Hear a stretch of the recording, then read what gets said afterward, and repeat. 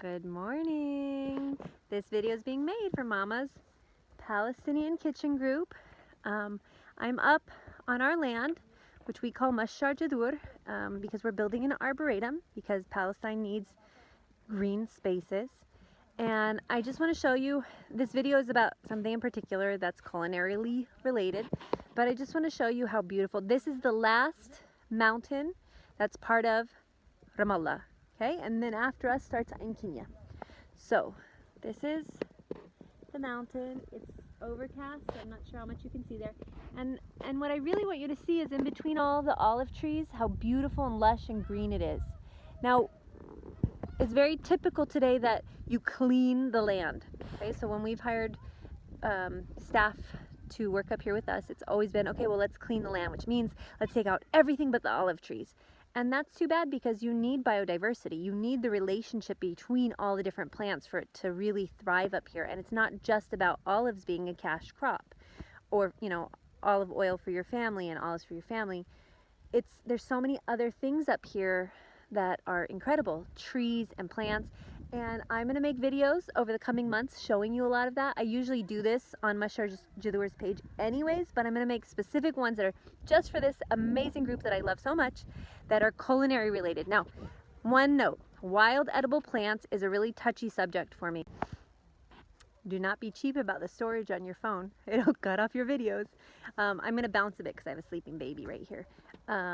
So it's a touchy subject for me because I've seen people ripping out marmilla and za'atar plants right up by their roots and then taking them down by the carfuls to sell. And plants cannot continue to live, obviously, once you rip them out by their roots, and they cannot reproduce either. So in order to preserve Palestine's amazing wildlife, and especially our wildflowers and our edible plants, whenever we harvest and forage for things, we need to do it responsibly, which means that we don't take all the leaves off of one plant. We just take a few. So, what's this, folks? You see that? Those leaves and the flowers, beautiful flowers. And this is our dog, Rabara, who lives up here. She likes to kick up the dirt, so that's why we named her Rabara. So these leaves, this is the cyclamen, and cyclamen is called Qarn al-Ghazal, I think, Qarn al-Ghazal, but it has a lot of names actually depending on who you ask, which is something really beautiful and rich about our wildlife. Our plants have, I mean, there's like 20 different plants get called Zatman and Za'atar, but depending on where you go, we have different localized names for things. So the cyclamen is an edible plant, and we use that leaf just like what the wali, and we roll it. I'm not a huge fan of it, but I think it's really cool how many things are edible. You could literally just live off of the land, and we have done that before. So if you're out harvesting, be sure you do that responsibly, and, you know, otherwise go out and enjoy nature for how beautiful it is. I mean, Palestine has incredible biodiversity, and I always say about our wildflowers that they're small but mighty. I want to give you, we'll see how long this video can last for. Walk through the mountain.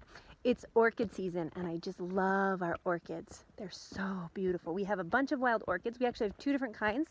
We have the orchid and we have the ophrys. And the ophrys is a bee orchid. I'm in the part of the land that doesn't have any orchids.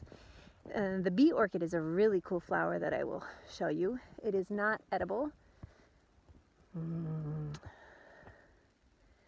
Nope. I'll make another video and post it, because actually there is an orchid that is edible, and we used to use part of it to make sahlab, and it's called sahlab, the plant.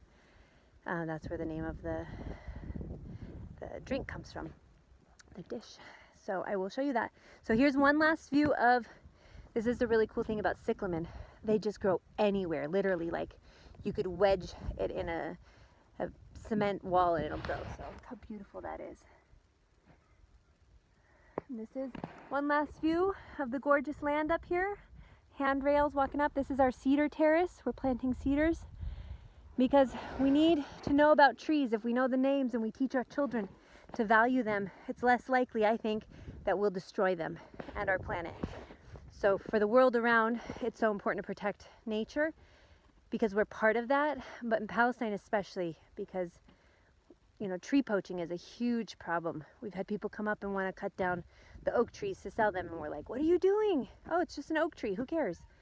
No, all of the native trees of Palestine have their role to play in this incredible environment. Let me show you this incredible environment that we have where gazelle lives. We have gazelle on these mountains right here. We have gazelle running.